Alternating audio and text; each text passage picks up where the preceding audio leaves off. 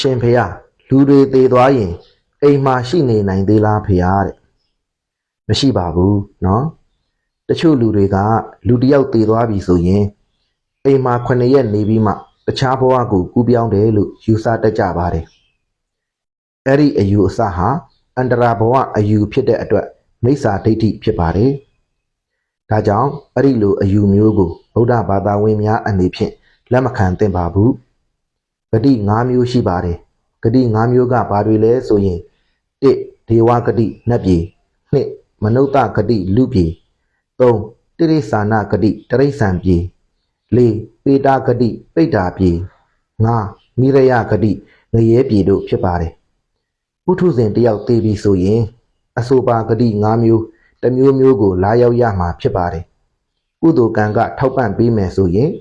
ဒေဝဂတိနဲ့မနုဿဂတိတစ်ခုခုကိုလာရောက်ရမှာဖြစ်ပြီးအကုသိုလ်ကံကအထောက်ပံ့ပေးတယ်ဆိုရင်တော့တိရိစ္ဆာနဂတိပေတာဂတိနိရယဂတိအဲ့ဒီဂတိ3မျိုးတစ်မျိုးမျိုးကိုလာရောက်ရမှာဖြစ်ပါတယ်အိမ်မှာ9ရက်နေတယ်ဆိုတာ